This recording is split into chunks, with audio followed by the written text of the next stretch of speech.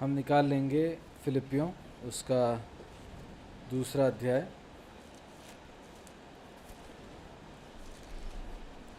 फिलिपियों उसका दूसरा अध्याय हमने पिछली बार उसके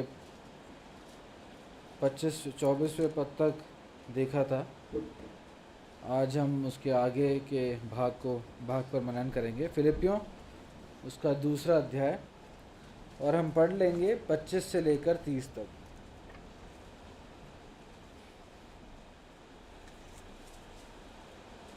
और मैंने यूथ को, जो मेरा भाई और सहकर्मी और संगी योद्धा और तुम्हारा दूत और आवश्यक बातों में मेरी सेवा टहल करने वाला है, तुम्हारे पास भेजना अवश्य समझा, क्योंकि उसका मन तुम सब में लगा हुआ था।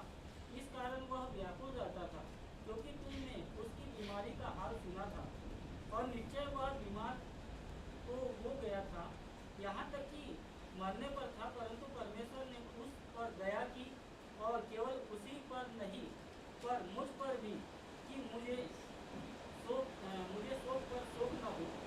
इसलिए मैंने उसे भेजने का और भी यत्न किया कि तुम उससे फिर भेंट करके आनंदित हो जाओ और मेरा भी शोक घट जाए। इसलिए तुम प्रभु में उससे बहुत आनंद के साथ भेंट करना और ऐसों का आदर किया करना, क्योंकि वो मसीह के काम के लिए अपने प्राणों पर जोखिम उठाकर मरने के निकट हो गया था, ताकि जो गति तुम्हारी ओर से मेरी सेवा में हुई उसे पूरा कर। परमेश्वर के पढ़े जाने पर, वचन के पढ़े जाने पर परमेश्वर की आशीष हो। हमने पिछली बार, जैसा कि हमने तिमोथियस के बारे में, तिमोथियस के जीवन के बारे में कुछ बातों को सीखा था। उसके 19 से लेके 24 तक हमने पढ़ा था, और तिमोथियस की कुछ विशेषताओं को हमने उस भाग में से देखा था। अगर हम उसको जस्ट रिवाइज करें जल्दी से, तो कुछ बातें जो हमने देखी थी वो एक था कि तिमोथियस एक शुद्ध हृदय, है ना, एक क्लीन हार्ट, जेन्युइन हार्ट वाला रखने वाला एक व्यक्ति था, और उसको दूसरों के बारे में चिंता थी, दूसरों के बारे में चिंता करने वाला एक व्यक्ति था। तिमोथियस अपने लिए नहीं जी रहा था, है ना, वो सिर्फ अपनी खुशी के लिए, या मैं अपने लिए जीना चाहता हूँ, अब कुछ हासिल करना चाहता हूँ, वैसे नहीं जी रहा था। उसका अल्टीमेट गोल, उसका उद्देश्य परमेश्वर के लिए जीना, प्रभु यीशु मसीह के लिए जीना था। और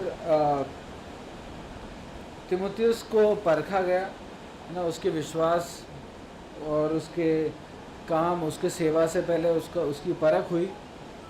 और उसके अलावा वो एक परिश्रम करने वाला भाई था, परिश्रम करने वाला एक विश्वासी था।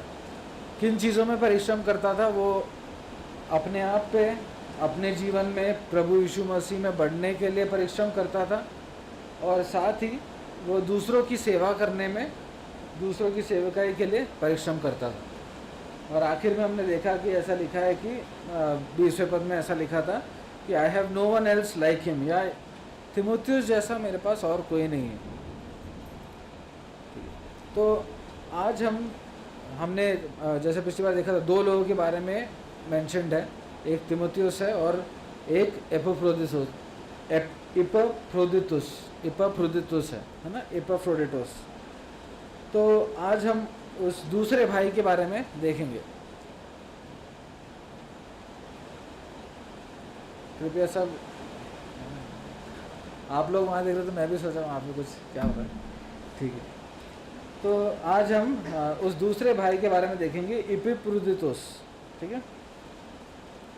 अब उसके नाम से हमें समझ आता है कि वो एक यहूदी नहीं था, या फिर ये समझ आता है कि वो एक जेंटाइल था, या फिर अन्य विश्वासी था, एक पेगन रिलीजन में बिलोंग करता था।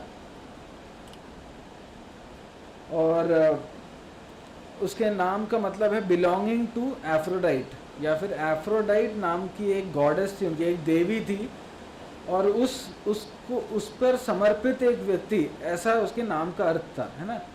जैसे अलग अलग देवी देवताओं के नाम होते हैं, उस रिलीजन, उस धर्म में एक एफ्रोडाइट नाम की एक देवी थी और उसको समर्पित, है ना, फ्रोडिटुस, एपाफ्रोडिटुस, तो वो उसको समर्पित एक व्यक्ति होकर उसके नाम का अर्थ था।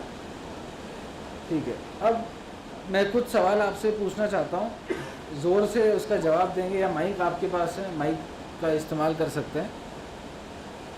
अच्छा, माइक जेम्स भैया के पास है? अच्छा, माइक, ठीक है।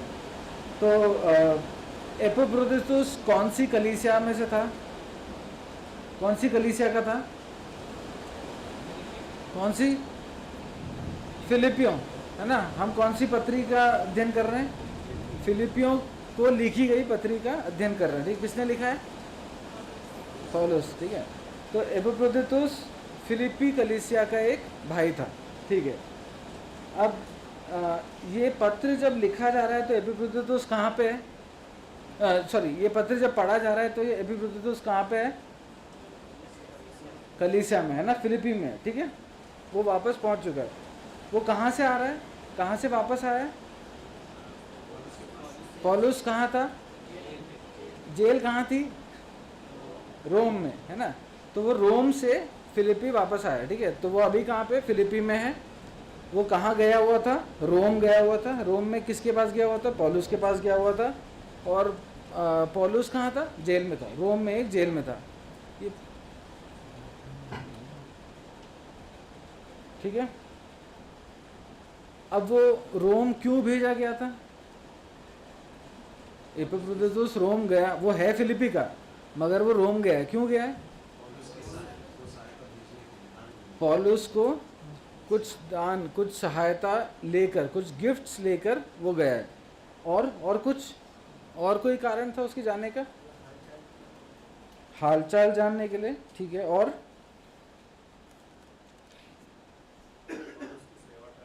सेवा टहल करने के लिए, है ना, उसका ख्याल भी रखने के लिए। तो अब वो परमानेंटली, देखिए अब यहाँ पे जो लिखा है उससे ये समझ नहीं आता कि वो परमानेंटली भेजा गया था, कि मतलब तुम कुछ समय के लिए, मतलब अब वहीं रहना है, या फिर बस ये गिफ्ट दे के वापस आ जाना है, कुछ 1-2 दिन वहाँ बिता लेना है, ऐसा वो हमें नहीं मालूम। लेकिन वो कुछ समय के लिए वहाँ भेजा गया था, और कुछ गिफ्ट्स को, कुछ उसकी ज़रूरत के, शायद पैसा भी हो सकता है, धन भी हो सकता है, कुछ शायद कपड़े हो सकते हैं, हमें नहीं मालूम, कुछ सामान लेकर उसको भेजा गया था। 4 का 4था अध्याय, उसका, हाँ, 18वां पद पढ़ लेंगे। मेरे पास सब कुछ है, वरन बहुतायत से भी है। जो वस्तुएं तुमने इपफ्रोदितुस के हाथ से भेजी थीं, उन्हें पाकर मैं तृप्त हो गया हूँ। वह तो सुखदायक सुगंध ग्रहण करने योग्य बलिदान है, जो परमेश्वर को भाता है। तो जो वस्तुएं तुमने भेजी थी, है ना, मेरे पास सब कुछ है, ऐसा पौलुस लिखता है एपिफ्रोदितुस के बारे में, कि उसने मेरे तक सब पहुंचा दी। ठीक है, तो एपिफ्रोदितुस फिलिपी कलीसिया का एक भाई है। वो वहाँ से रोम गया। रोम में पौलुस के साथ उस घर में जहाँ पे वो कैद था, वहाँ पे उसके साथ रहने गया। कुछ गिफ्ट्स, कुछ शायद धन, कुछ वस्तुएं लेकर गया, और उसकी सेवा टहल करने के लिए, उसके साथ रहने के लिए वो वहाँ गया। कितने दिन के लिए गया हम नहीं जानते। ठीक है, अब इस यात्रा से हम क्या सीखते हैं, है ना, कुछ बातों को हम देखेंगे कि इस भाई ने ये यात्रा करी तो इससे हम क्या सीखते हैं। पहली बात है कि एपिफ्रोदितुस को कहा गया उसकी कलीसिया के द्वारा कि तुम्हें एक जगह जाना है, और उसने उस बात को मान लिया, है ना। हम उसके आज्ञाकारिता को, अपने कलीसिया द्वारा दिए गए उस काम के प्रति आज्ञाकारिता को हम देखते हैं। हम देखते हैं कि वो उस यात्रा के लिए उसने अपने आप को समर्पित किया। He obeyed and he submitted himself to the church decision. कलीसिया ने बोला कि तुम्हें ये लेके, तुम्हें यात्रा करनी है, तुम्हें वहाँ जाना है, और उसने आज्ञा मानी और अपने आप को उसके लिए समर्पित भी करा। दूसरी बात, वो क्या लेके जा रहा है? धन लेके जा रहा है ना। उसने उस पूरी यात्रा में उस धन को संभाल कर और बहुत विश्वास योग्यता के साथ वो उस धन को लेके गया, है ना। हमने देखा कि वो एक विश्वासी भाई है और उस विश्वासी भाई के पास भी प्रलोभन आ सकता है कि धन है तो धन लेके निकल जाओ, है ना, आ सकता है ना। विश्वासी भी गिर सकते हैं, लेकिन विश्वास योग्यता के साथ और जो रिस्पॉन्सिबिलिटी दी गई है, जो कार्य सौंपा गया है, वो उसको बहुत विश्वास योग्यता के साथ करते हुए दिखाई देता है। तो उसने आज्ञा मानी कलीसिया की, उसने समर्पित किया अपने आप को उस कार्य के लिए, उसने विश्वास योग्यता के साथ पूरा धन लेकर वो वहाँ गया, है ना। हम 4:18 में देखा था कि I have all that I need, मतलब विश्वास करते हैं कि सब कुछ जो उसके हाथ में दिया था वो उसने पौलुस तक पहुँचाया। इसके अलावा वो कष्ट उठाने को तैयार था। क्यों? क्योंकि कहाँ पे था वो, कहाँ उसका घर कहाँ है? फिलिपी। और वो कहाँ जा रहा है? रोम, है ना। कितना डिस्टेंस है, कोई गेस कर सकता है कितना डिस्टेंस होगा? हाँ, तो करीब 1200-1300 किलोमीटर की यात्रा है ना। और तब ना गाड़ी, ना ट्रेन, ना फ्लाइट, ना कुछ। करीब 6 हफ्ते लगते थे ये 1300 किलोमीटर ख़त्म करने के लिए। आज भी अगर हम गाड़ी चला के जाएं तो मतलब मैं मैप में देखा तो 19 घंटे 20 घंटे कुछ दिखा रहा था, है ना, 1300 किलोमीटर के लिए। इंडिया में होता तो शायद और लगता, क्योंकि यहाँ से 800-850 किलोमीटर है दिल्ली, और मेरे को करीब 12 घंटे लगते हैं दिल्ली तक पहुँचने में। तो 1300 किलोमीटर गाड़ी चला के भी जाओ तो हम थक जाते हैं 12 घंटे। ये व्यक्ति 6 हफ्ते यात्रा करके, और ऐसा नहीं है कि वहाँ पे सब लोग अच्छे हैं दुनिया में, है ना, सब कितने खुश हैं, कोई यात्रा में सब एकदम मददगार, सब एकदम इसको रहने की ज़रूरत पड़ेगी तो सब घर पे एक्सेप्ट कर लेंगे, या फिर बहुत डेवलप्ड जगह है कि रहने के लिए स्थान मिल जाएगा, कोई चोर नहीं है, कोई डकैत नहीं है रास्ते में, ऐसा नहीं है ना। वो ज़माना भी ख़तरनाक ही था। 6 हफ्ते उस लंबी यात्रा को करनी है, धन अपने साथ कैरी करना है ना। अभी हम ज़्यादा धन लेके यात्राएं, जैसे ट्रेन वेन में जाते हैं, तो इवन ट्रेन में जाते हैं तो हम जब इंदौर टू दिल्ली वाली ट्रेन है इंटरसिटी, वो एक जगह जाके रात को 2-3 बजे स्लो हो जाती थी, और 2-3 बार मैंने देखा है कि चोरी हुई है। लोग सामान, किसी ना किसी का सामान चुरा के कूद जाते थे। अब ट्रेन में तक जब इस ज़माने में यात्रा करना मुश्किल है, ये व्यक्ति धन लेके उसको सुरक्षित रखना है, 6 हफ्ते यात्रा करनी है और वहाँ पहुँचना है, और इस बात के लिए उसने अपने आप को समर्पित किया, है ना। ऐसा नहीं था कि बस पकड़ के यहाँ से विजयनगर जाना है ना। उसने अपने आप को 6 हफ्ते की यात्रा के लिए और उस लंबी यात्रा के लिए, कष्टदायक यात्रा के लिए अपने आप को समर्पित किया। हो सकता है कि जो हमने भाग पढ़ा उसमें लिखा है उसकी बीमारी के बारे में, जो नियर डेथ एक्सपीरियंस था, लगभग मरने वाली स्थिति में पहुंच गया था। हो सकता है इस यात्रा के कारण वो बीमारी हुई हो। बीमारी के बारे में कुछ डिटेल में नहीं लिखा। हो सकता है कुछ चोट आई हो, अभी चोट होता है, सेप्टिक हो जाता है, इन्फेक्शन पूरे शरीर में फैल जाता है, मृत्यु हो सकती है। हो सकता है गर्मी हो, ठंड हो, हम नहीं जानते, मगर हो सकता है यात्रा कारण रही हो उसकी बीमारी का भी, है ना। तो वो सारा कष्ट उठा के जाने के लिए वो अपने आप को समर्पित करता है। तो वो आज्ञा मानता है कलीसिया की, अपने आप को समर्पित करता है, विश्वास योग्यता के साथ उस पूरे धन को, उस पूरे वस्तुओं को लेके जाता है, लंबी यात्रा करने के लिए अपने आप को देता है, कष्ट उठाने के लिए अपने आप को देता है। और वो वहाँ जाके किसके पास रहने वाला है? पौलुस। और पौलुस कहाँ रह रहा है? महल में, जेल में नहीं, वो एक घर पे रह रहा है ना। He is imprisoned at home, house imprisonment है, तो घर पे है वो, मगर वो कैद है ना। उसके पास आज़ादी नहीं है कि मतलब उसके साथ जाओ फिर अपन साथ में घूमने निकल जाएंगे, ऐसा नहीं है। उसको वहाँ जाके एक ऐसे व्यक्ति के साथ रहना है जो जिसकी आज़ादी उससे छीन ली गई है, वो उसके अंदर ही रह सकता है, उस घर के अंदर ही रह सकता है।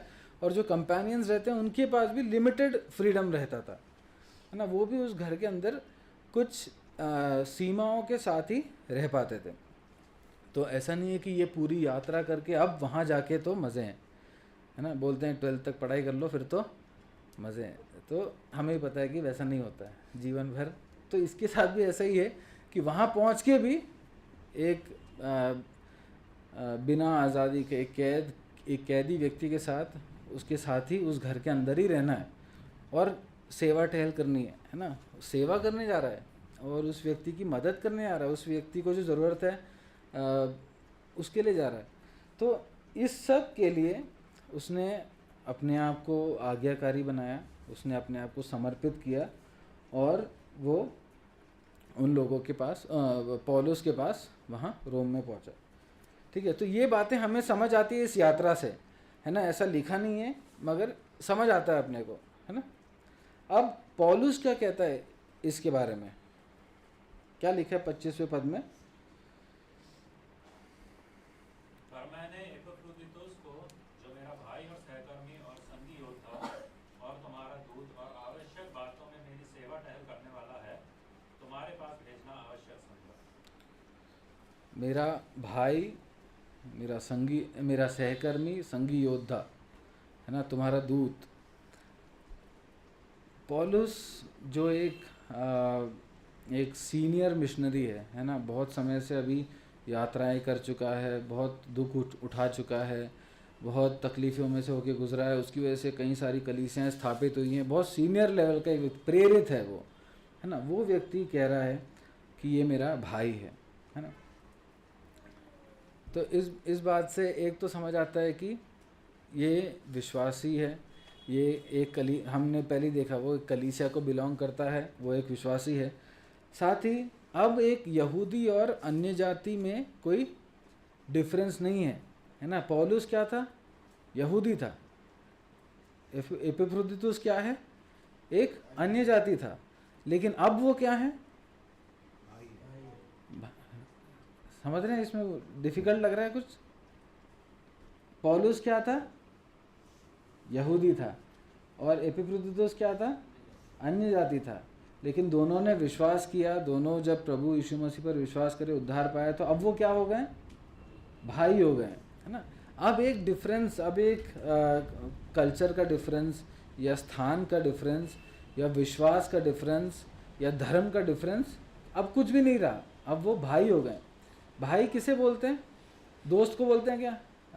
बोलते हैं अरे भाई यार, वो तो मजाक में बोलते हैं, है ना। जेरोम को हंसी आ रही है ठीक। तो भाई किसको बोलते हैं? भाई कौन होता है? जिसके माता पिता सेम हो, है ना। अगर हम मानुषिक रीति देखें तो जिसके माता पिता सेम हो वो मेरा भाई, वो मेरी बहन है। जब हमारा नया जन्म हुआ तो हमारे पिता सेम हो गए ना। पौलुस के पिता, एपिफ्रोदितुस के पिता, मेरे पिता, है ना, दिनेश भाई के पिता, जॉयविन के पिता, हम सब के पिता परमेश्वर पिता सेम हो गए, है ना। एक पिता हम, और हम सब संतान। तो इसलिए हम क्या हैं? भाई, है ना। पौलुस कहता है ये मेरा भाई है। उसमें कोई सीनियर जूनियर नहीं आता कि ये तो ये एक अच्छा विश्वासी है, ऐसा नहीं। वो कहता है कि ये मेरा भाई है। और क्या बोलता है वो कि, और उसके बाद बोलता है कि वो मेरा सहकर्मी है ना, संगी योद्धा है। ये जो विश्वासी भाई है एपिफ्रोदितुस, ये सिर्फ एक विश्वासी नहीं है जो कलीसिया में आ रहा है और जा रहा है, आ रहा है जा रहा है, अपने काम को देखता है, उसके बाद फिर कलीसिया में जब सभाएं वगैरह होती हैं तो आ रहा है जा रहा है। वो कलीसिया में और अन्य सेवकों के साथ काम करने वाला एक सहकर्मी है। He is a fellow worker, है ना। हम कहीं नहीं पढ़ रहे हैं कि वो फुल टाइम मिनिस्ट्री में था, हम कहीं नहीं पढ़ रहे हैं कि वो इससे पहले भी मिनिस्ट्री कर रहा था, इसके बाद भी कर रहा था, उसके बारे में हमें नहीं मालूम कुछ, है ना। इस भाई के बारे में हमें कुछ नहीं मालूम। लेकिन यहाँ पे पौलुस कह रहा है कि वो मेरा सहकर्मी है। वो चाहे काम करता हो, चाहे वो फुल टाइम मिनिस्ट्री में हो, जैसे भी हो, वो चाहे अन्य जाति में से हो, वो चाहे फिलिपी में से हो, वो मेरा सहकर्मी है ना। और ये भाई भी काम कर रहा है इसलिए उसको सहकर्मी बोल रहे हैं। ऐसा नहीं है ना कि बस उसको कुछ उसके लिए उसके बारे में कुछ बढ़ाई चढ़ाई करनी थी इसलिए पौलुस लिख रहा है, ऐसा तो नहीं है ना। बाइबल में लिखा है तो सच ही लिख रहा है और पौलुस लिख रहा है सच ही लिख रहा है। वो एक विश्वासी नहीं या सिर्फ एक पैसिव बिलीवर या फिर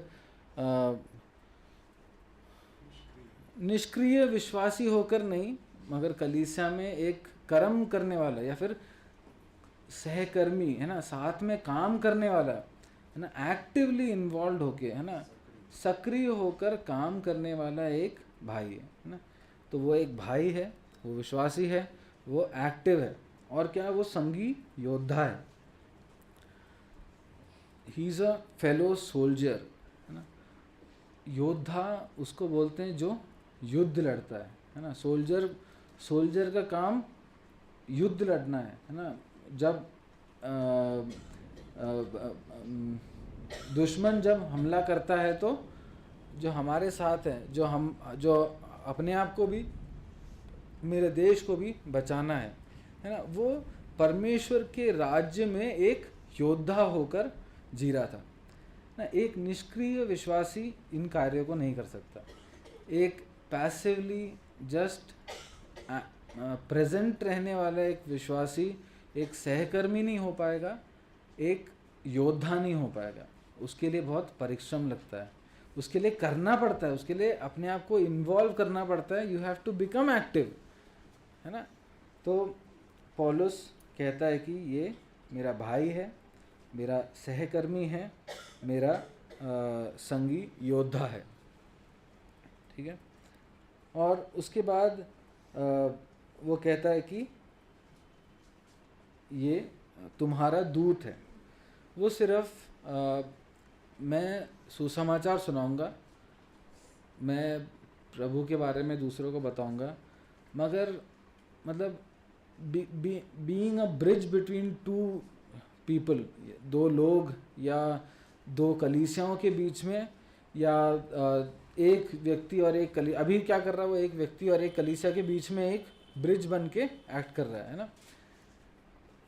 हम अपने आप को बाकी सबको जोड़ने के लिए भी हमें, मतलब सिर्फ ऐसा नहीं है कि अविश्वासियों के पास जाना है ना, संगी भाई बहनों के पास, विश्वासियों के पास भी आपस में जोड़ने का काम भी एक मैसेंजर करता है ना। कई बार यहाँ से हम कहीं और भेजे जाएं है ना। ये भाई फिलिपी से रोम भेजा गया है ना, और वहाँ पे जाके वो कष्टदायक यात्रा उठा के वहाँ जाके सेवा टहल करने के लिए भेजा गया है। और वो दोनों को, इन दोनों को आगे जाके पौलुस कहता है उसके 30वें पद में क्या लिखा है, ताकि जो घटी तुम्हारी ओर से मेरी सेवा में हुई उसे पूरा करे है ना। घटियों को पूरा करने के लिए एक मैसेंजर की रीति में वो भेजा गया है ना।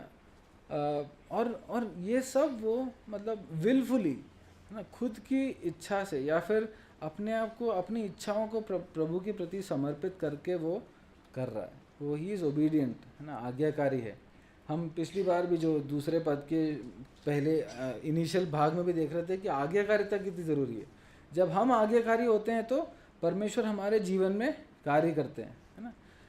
इसके जीवन में अब जो हमने वहाँ सीखा थियोरी, प्रैक्टिकल होते हुए हमने तीमुथियुस के जीवन में देखा, अब हम एपिफ्रोदितुस के जीवन में देख रहे हैं कि ये लोग आज्ञाकारी हुए परमेश्वर की इच्छा के प्रति, अपनी इच्छा को दिया और परमेश्वर उनके जीवन से कार्य कर रहा है।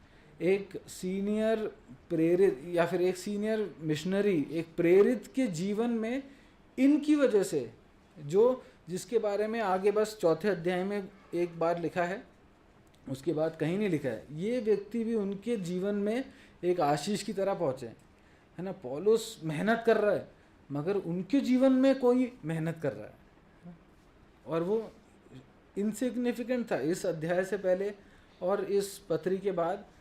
शायद आपने कभी स्टडी किया एपिफ्रोदितुस के बारे में? मैंने तो इस बार पढ़ा था इसके बारे में प्रॉपरली। पहले आपने किसी ने करा स्टडी इसके बारे में, इसके जीवन के बारे में या इन चीज़ों के बारे में? मैं सिंसियरली पूछ रहा हूँ, पढ़ा है किसी ने? मतलब रीड के अलावा स्टडी किया? नहीं किया ना। मैंने भी नहीं किया क्योंकि पौलुस तो बहुत सीनियर है मगर एपिफ्रोदितुस ठीक है। अब आगे भी जैसे कुलूसियो वगैरह में भी बहुत सारे नाम हैं, एंड में वो सबको थैंक यू बोलता है। इनसिग्निफिकेंट बस कुछ नाम हैं, लेकिन उन्होंने पौलुस के जीवन में एक बहुत मेजर रोल प्ले किया, एक बहुत बड़ा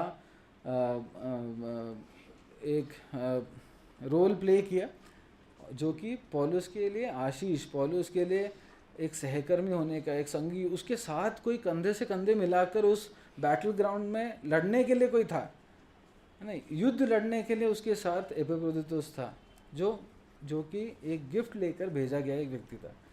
प्रभु चाहते हैं कि हम आज्ञाकारी हों और प्रभु हमारे जीवन में कार्य करते हैं। ठीक है, उसके बाद 26वें पद को पढ़ लें। क्योंकि उसका मन तुम सब में लगा हुआ था, इस कारण वह व्याकुल रहता था, क्योंकि तुमने उसकी बीमारी का हाल सुना था। इसको मैं उर्दू में भी पढ़ना चाहूँगा। क्योंकि वो तुम सबको बहुत चाहता था और इस वास्ते बेकरार रहता था कि तूने उसकी बीमारी का हाल सुना था। जब हम अलग अलग भाषाओं में पढ़ते हैं तो इमोशंस थोड़े और समझ आते हैं उस भाग को लिखने के, है ना। मन लगा हुआ था, इंग्लिश में लिखा है ही लॉन्ग्ड फॉर यू, है ना। उर्दू में लिखा है कि वो तुम्हें चाहता था, वो तुम्हारे लिए बेकरार रहता था, है ना। ये व्यक्ति एपिफ्रोदितुस, है ना, जब ये पौलुस के साथ रह रहा था, जब उसको बीमारी आई तो वो उनके लिए, उसका मन उनके लिए बेकरार है ना, वो उनको चाह रहा है। जब हम बीमार होते हैं या हम किसी चुनौती में से जा रहे होते हैं या फिर जब हम मृत्यु के बहुत करीब होते हैं तो हम क्या चाहते हैं, कौन हमारे साथ हो? हमारे सबसे करीबी लोग। हम किसकी चाहत रखते हैं कि जो मेरा सबसे करीबी हो, शायद मेरे माता पिता हो, मेरी पत्नी हो, है ना, मेरे बच्चे हों, मेरा बहुत जिगरी कोई दोस्त हो, है ना। जब हम खासकर मृत्यु के पास हों तो हमारी सबसे ज़्यादा चाहत होती है कि ऐसा कोई मेरे पास हो ताकि मैं अपने दुख को बांट सकूं, है ना। हम साथ में कुछ बातें शेयर कर सके। अगर मेरे को इस सब समय पर मेरे को अगर गुस्सा आ रहा है तो I can went it out on someone, है ना। ये नहीं कह रहा कि गुस्सा होना अच्छा है, ऐसा नहीं, बट अपने उस फ्रस्ट्रेशन को, अपने उस तकलीफ़ को किसी के सामने शेयर करना, है ना। ऐसे सब किसके सामने करते, जो हमसे बहुत करीब हो, है ना। और यहाँ पे जब एपिफ्रोदितुस बीमार है ना, मृत्यु के करीब है, तो वो किसकी चाहत कर रहा है? किसकी चाहत कर रहा है वो? अपने सह विश्वासियों की, है ना। वो कलीसिया की चाहत में। और इंग्लिश में उसको ऐसा लिखा गया, he longs for all of you, है ना। कलीसिया में 2 भाई हैं जो मेरे बहुत करीब हैं, बस वो मेरे साथ होते तो मेरे को कितना बेहतर लगता। वो ऐसा नहीं, वहाँ पे पौलुस लिखता है कि he longs for all of you, है ना। उसका मन तुम सब में लगा हुआ था। जब वो मृत्यु के पास है तो उसका मन अपनी कलीसिया के लिए है। हम जब मृत्यु के पास होंगे या फिर हम जब चुनौतियों में से होके गुजरते हैं, जब हम दुखी होते हैं, तो हमारा मन किसके लिए लगा होता है? हम क्या चाहते हैं, कौन हमारे साथ उस समय हो, कौन हमारे साथ उस समय बात करें, है ना। प्रभु सहायता करें, हमारा मन भी, है ना, एपिफ्रोदितुस जैसा हो। बहुत इनसिग्निफिकेंट कैरेक्टर है, मगर उसके जीवन के ये 3-4 सेंटेंसेस में इतनी बातें समझ आती हैं जो मेरे को खुद के जीवन में नहीं दिखती ना। उसके बाद वो कहता है कि he longed for you and he is distressed because you heard he was ill, या फिर वो इसलिए परेशान है कि तुम्हें पता चल गया कि वो बीमार है ना। वो बीमार है, वो मृत्यु के पास है, वो तकलीफ़ में से होके गुजर रहा है, लेकिन उसका दुख किस बात का है कि मेरे भाई बहन मेरे बारे में चिंता कर रहे होंगे, मेरी कलीसिया मेरे बारे में चिंता कर रही होगी ना। वो जब अपने उस सेवा के लिए गया है तो वो उसका डेडिकेशन और समर्पण दिखता है इसमें, कि वो कुड़कुड़ा नहीं रहा कि यार मैं ये करने आया और मैं बीमार हो गया। बस वो उसकी चाहत दिखती है उसमें कि मतलब मैं बीमार हो गया, ठीक है, बस मेरे भाई बहन भी दुखी हो रहे होंगे मेरी वजह से, मेरे इस बीमारी की वजह से ना। उसका मन सिर्फ एक अक्वेंटेंस या फिर जान पहचान है ना, कलीसिया में बस जान पहचान है, कुछ बातें करते हैं, बीच में मिलते हैं, सप्ताह में 1-2 बार मिलते हैं, है ना, बस इतना नहीं था, वो कलीसिया को सच में अपना परिवार होके ही देखता था, इसीलिए उसकी ये चाहत है। हमने कहा कि हम चाहते हैं परिवार सबसे करीबी हमारे साथ हो, वो उनको ही सबसे करीबी समझता था, इसीलिए उसकी चाहत उनकी ओर है ना। वो कितना प्रेम करता होगा कलीसिया से कि मृत्यु के करीब होने पर भी कलीसिया के लिए बेकरार हो रहा है ना। वो मतलब ये कैसा प्रेम है कलीसिया के लिए।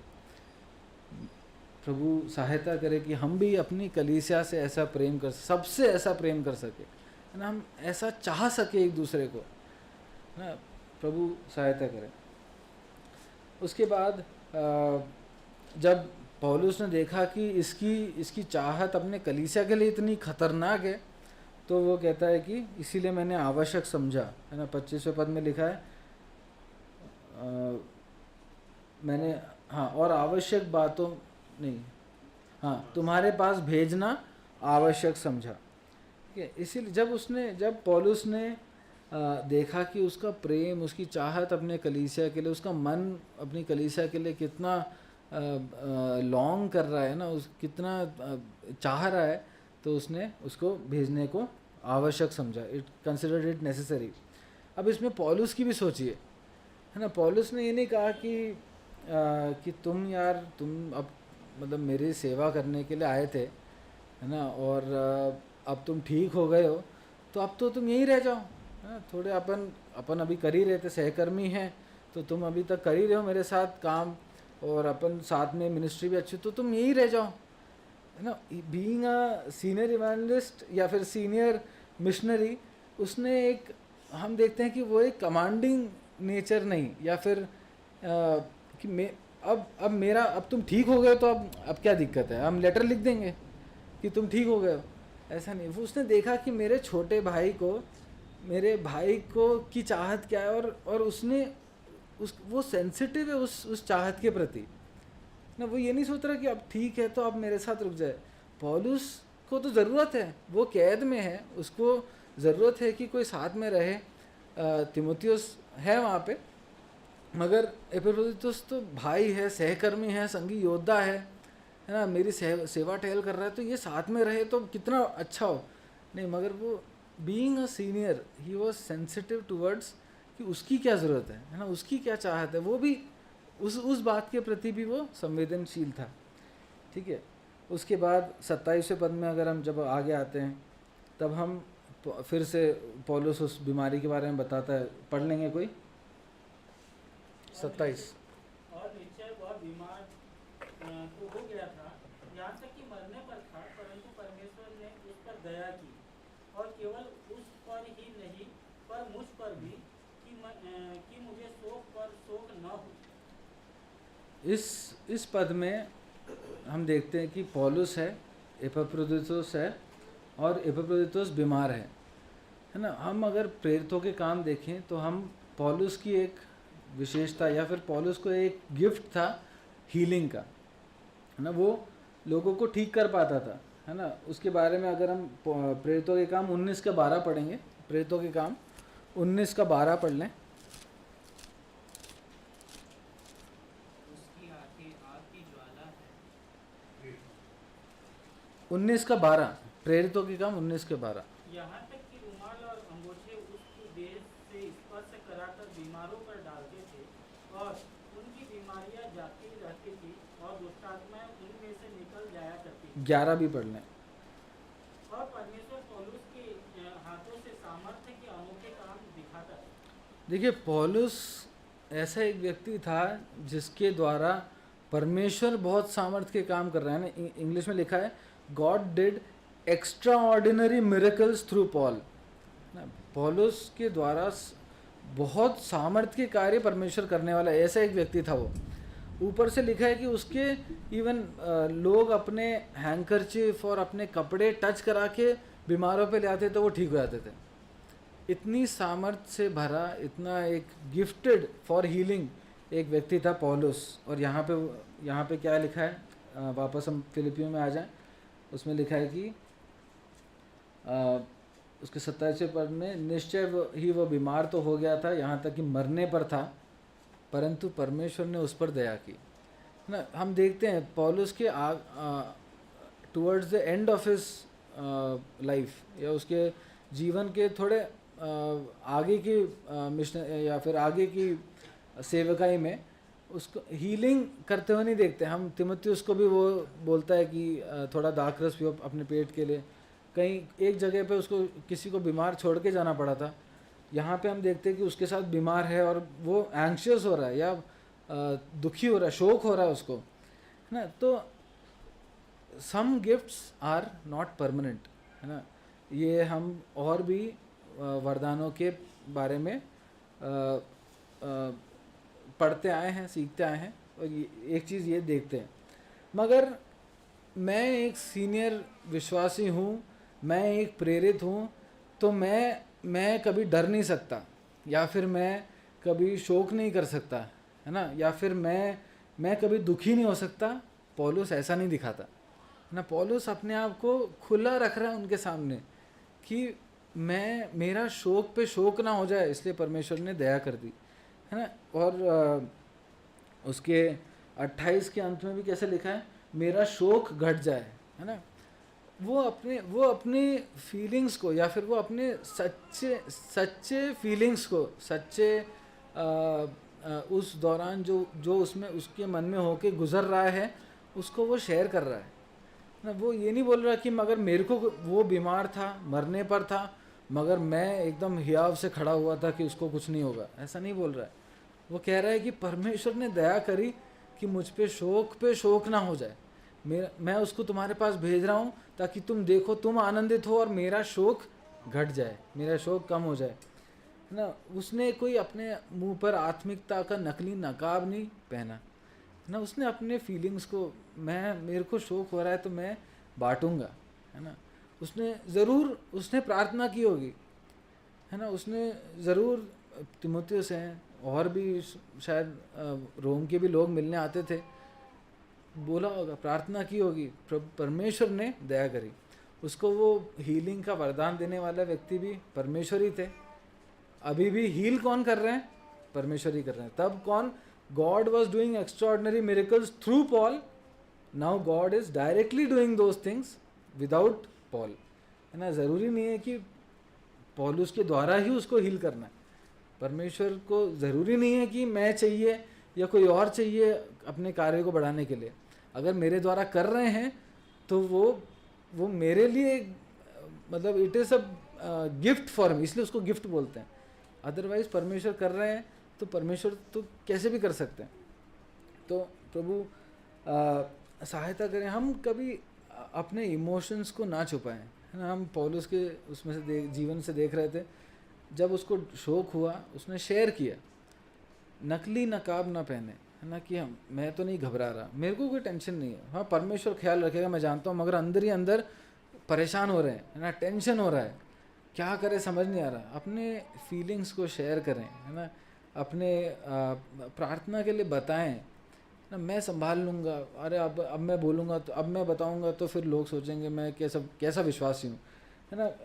विश्वास का मतलब ये नहीं है कि हम एक्टिंग करें, है ना। विश्वास का मतलब ये नहीं कि हम अपने चिंताओं को छुपा के रखें, है ना। विश्वास का मतलब ये नहीं कि हम ऐसा कुछ अपने आप को होकर पोर्ट्रे करें जो हम है नहीं, एक नकली कॉन्फिडेंस, एक झूठ, है ना। क्यों? क्योंकि वो एंड में एक झूठ हो जाएगा, है ना। विश्वास का मतलब ये है कि इन सारे फीलिंग्स के साथ भी प्रभु पर भरोसा रखें, है ना। प्रार्थना करें, प्रार्थना पर भरोसा रखें, प्रभु सहायता करें। उसके बाद 28वां पद पढ़ लेंगे। इसलिए मैंने उसे भेजने का और भी यत्न किया कि तुम उससे फिर भेंट करके आनंदित हो जाओ और मेरा भी शोक हट जाए। एपिफ्रोदितुस की पूरी बीमारी के दौरान, उसकी तकलीफ़ के दौरान, उसकी यात्रा के दौरान उसकी चाहत थी फिलिपी की कलीसिया की ओर, है ना। मगर हम कहीं नहीं देखते कि उसने पौलुस से कहा हो कि अब मैं ठीक हो गया, अब मैं एक बार जाके मिल के आता हूँ उनसे, है ना। हम नहीं देखते कि पौलुस लिख रहा है कि फिर उसने रिक्वेस्ट करा कि वो एक बार तुम लोगों से मिलना चाहता है, तो फिर मैंने उसे भेज दिया। एपिफ्रोदितुस ने अपने आप को जिस कार्य के लिए समर्पित किया था वो उसको करने में ही लगा है, है ना, उसकी चाहत है, मगर वो अपनी इच्छाओं को मार कर पौलुस की इच्छाओं को या फिर पौलुस की ज़रूरत को महत्व दे रहा है ना। पौलुस को मेरी ज़रूरत है, मैं उसकी सेवा टहल करने के लिए भेजा गया हूँ, मैं उसके साथ रह रहा हूँ, मैं उसके साथ सहकर्मी होकर काम भी कर पा रहा हूँ, मैं उसके साथ संगी योद्धा होकर काम भी कर पा रहा हूँ, तो मैं यहाँ रुक जाता हूँ भले ही मेरी इच्छा नहीं हो। क्यों? क्योंकि पौलुस की इच्छा को, परमेश्वर की इच्छा को महत्व दिया। और पौलुस क्या कहता है कि इसलिए मैंने उसे भेजने का और भी यत्न किया कि तुम उससे फिर भेंट करके आनंदित हो जाओ और मेरा भी शोक घट जाए, है ना। जब कोई वीडियो कॉल नहीं है, कोई फ़ोन नहीं है, कोई ईमेल नहीं है, पत्र लिख सकते हैं। पत्र लिखने में भी अगर एक व्यक्ति को 6 हफ्ते लग रहे हैं पहुंचने में, तो पत्र को भी लगभग उतना ही समय लगेगा। पत्र लिख के थोड़ी बहुत खुशी हो जाएगी उनको, है ना। जब फिलिपी की कलीसिया को पता लगेगा कि एपिफ्रोदितुस बेहतर है, अब चंगा है, यही पत्र अगर किसी और के हाथ भेज देते कि वो मेरा भाई है, मेरा सहकर्मी है, मेरा संगी योद्धा है, तो भी वो खुश हो जाते। मगर असली खुशी कब होती है? जब आपको किसी का फ़ोन आता है, जब आप उससे मिलते हो। असली खुशी कब होती है? जब मिलते हैं, और ख़ासकर बहुत टाइम बाद। अभी अगर बहुत टाइम से, जैसे पहले हम मसीह मंडली में थे, अभी अगर बहुत टाइम से नहीं है, मेरा एक दोस्त था, आप लोग सब जानते हैं, प्रिंस, अगर वो बोले कि मैं कल आ रहा हूँ, एक बार उसने सरप्राइज़ देने के लिए रात को सडनली आ गया था वो भोपाल से बाइक चला के, और मिलने पे जो खुशी होती, उसने पहले फ़ोन किया कि भाई दरवाज़ा खोल, तो मेरे को विश्वास नहीं हुआ, मगर खुशी हुई कि भाई उसने फ़ोन किया। मगर जब मैं मिला तो मेरी खुशी और भी एक्सपोनेंशियली ग्रो हो गई ना। फिर हम उस बारिश में भी हम वो इतनी खतरनाक बारिश में आया, उसका एक्सीडेंट हुआ, वो सब हुआ, वो भी बहुत दुख सा है कि यहाँ पे आया। उस बारिश में भी हम इधर उधर जा रहे हैं और भाइयों से मिलने जा रहे हैं ना। क्यों? क्योंकि मिलने में जो खुशी है वो पत्र में नहीं होती। पौलुस एक तरफ एपिफ्रोदितुस अपनी इच्छा को मार के पौलुस की इच्छा को महत्व दे रहा है। यहाँ पे पौलुस के लिए क्या बेहतर है कि वो उसके साथ ही रहे। पौलुस अपनी इच्छा को मार के क्या कर रहा है? मैंने ये ज़्यादा आवश्यक समझा कि मैं उसे तुम्हारे पास भेजूं। दोनों अपनी इच्छाओं को मार रहे हैं, एक दूसरे की इच्छा को प्रायोरिटी दे रहे हैं, महत्व दे रहे हैं, है ना। दोनों अपनी अपनी इच्छाओं को मार कर जब ऐसे जी रहे हैं, तो मानसिक रीति से सोचते हैं तो लगता है कि क्या ही दुखी जीवन है ना। जो इच्छा है वो नहीं कर पा रहे। मगर इन दोनों के जीवन में हम दुख देखते हैं क्या? वो दुखों में भी आनंदित है। पौलुस बार बार कह रहे हैं आनंदित रहो, इसी पत्री में कह रहा है ना, है ना। जब हम परमेश्वर के प्रति समर्पित होते हैं और आज्ञाकारी होते हैं और दूसरों की इच्छाओं को, है ना, others interest we keep before ourselves, our own interest, तो आत्मिक जीवन या फिर कलीसिया जीवन में उसमें आनंद होता है ना। बाहर भले ही दुख होता है, क्योंकि फिर हमारा कोई फ़ायदा नहीं है, हमारा तो लॉस ही है। लेकिन जब कलीसिया में रहते हैं तो लॉस इज़ ऑल्सो गेन, है ना। हम किसी और की इच्छा को अब अपने सामने रखते हैं तो वो भी हमारा गेन है, हमारे आनंद है। तो ये बातें हम इन दोनों के जीवन से, है ना। पौलुस एक सीनियर होके या फिर एक प्रेरित होके, एक और भी मैच्योर विश्वासी होके कैसा जीवन जी रहा था, हमने वो भी देखा। एपिफ्रोदितुस जो अभी तक उसका नाम भी नहीं था, वो कैसा जीवन जी रहा है, हमने वो भी देखा, है ना। दोनों के जीवन एक बहुत अच्छे एग्जाम्पल्स की तरह हम देखते हैं। उसके बाद फिर अब वो पौलुस आखिरी में कुछ बातें लिख रहा है, 29 और 30 में लिखा है, इसलिए तुम प्रभु में उससे बहुत आनंद के साथ भेंट करना और ऐसों का आदर किया करना, क्योंकि वह मसीह के काम के लिए अपने प्राणों पर जोखिम उठाकर मृत्यु के निकट आ गया था, ताकि जो घटी तुम्हारी ओर से मेरी सेवा में हुई उसे पूरा करे ना। मृत्यु का जोखिम उठाया, है ना। उसने अपने आप को जिस कार्य के लिए दिया था वो पूरा करके अब वो लौट के पहुंचा है। और ऐसा नहीं था कि उसने ज़िद करी कि अब तो मेरे को वापस जाना है, बहुत दिन हो गए, अब मैं ठीक हो गया हूँ। उसको भेजा गया है ना। पौलुस उसको भेज रहा है।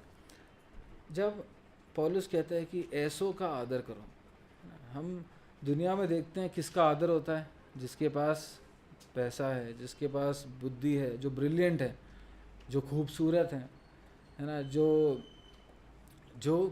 कुछ चीज़ों को मतलब कुछ पदवी पे हैं, है ना, पावरफुल हैं, उनका आदर होता है। पौलुस कहता है जो सेवा कर रहे हैं उनका आदर करो, है ना। हम कलीसियाई रीति से भी हम सब उनका आदर कर सके जो सेवा कर रहे हैं। ये ना देखें कभी भी कि और क्या है, सेवा कर रहे हैं मगर बेहतर सेवक कौन है। सब अपने अपने जीवन में किसी ना किसी रीति से कुछ ना कुछ चुनौती उठाकर बहुत सारे सैक्रिफाइसेस करके ही सेवा कर रहे हैं। हम उनका आदर करने वाले बन सके ना। हम अपने कैसे लिखा, welcome him in the Lord with great Joy, बहुत आनंद के साथ उनको स्वीकार करने वाले, भेंट करने वाले, है ना, मिलने उनके साथ आनंद से भेंट करने वाले, मिलने वाले, है ना, आदर करने वाले बन सके, है ना। प्रभु सहायता करें। इन दोनों के जीवन से हमने कुछ बातों को सीखा, वो सब हम अपने जीवन में भी अप्लाई कर सके। परमेश्वर के नाम की महिमा हो।